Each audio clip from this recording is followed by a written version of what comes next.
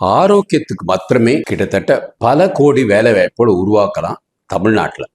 அது தெரிய மாட்டேங்குது இந்த இப்போ இருக்கிற அரசியல்வாதி. ஏன்னா அவனுக்கு எல்லாமே ஒரு கட்டடம் கட்டினா அதில் 25% கிடைக்கும், ஒரு பாலம் போட்டால் அதில் 25% கிடைக்கும். ஸோ இந்த கமிஷனை வச்சு தான் அவங்களோட அரசியலே இருக்கு. மக்களுக்கு ஒரு வேலை வாய்ப்பு உருவாக்குறத பற்றி சிந்தனையே இருக்க மாட்டேங்குது. நம்ம 8 கோடி மக்கள் இருக்கும். ஹெல்த் கேர்ல ஆரோக்கியம் சம்பந்தப்பட்டதுக்கு பல கோடி வேலை வாய்ப்புகளை உருவாக்கலாம்.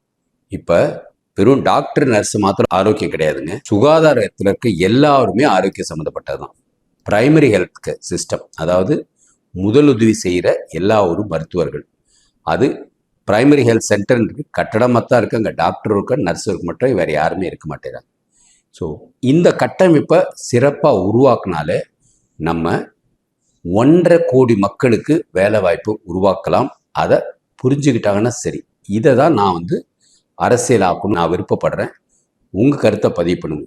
1.5 கோடி வேலைகளை உருவாக்க முடியும். இப்போ இருக்கிற மருத்துவர்கள், செவிலியர்கள் அந்த கட்டமைப்பு இல்லாமல் எல்லா டிஸ்ட்ரிக்ட்லேயும் எல்லா இடத்துலையும் நம்ம ஒரு பெரிய லெவலில் ஒரு மருத்துவ புரட்சி உண்டு பண்ண முடியும். ஏன்னா எல்லாமே அரசாங்கம் எடுத்து அரசாங்க வேலை தான் கொடுக்கணும் அப்படின்னு நினச்சினா கஜானால பணம் இருக்காது.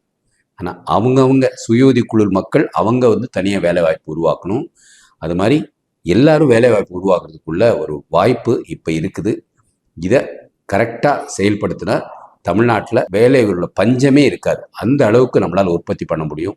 இதை நான் கொளத்தூர் தொகுதியிலேயாவது கொண்டு வரணும்னு விருப்பப்படுறேன். உங்கள் கருத்தை பதிவு பண்ணுங்க. வாழ்க பாரதம், வளர்க தமிழ், ஒளிரட்டு தமிழகம்.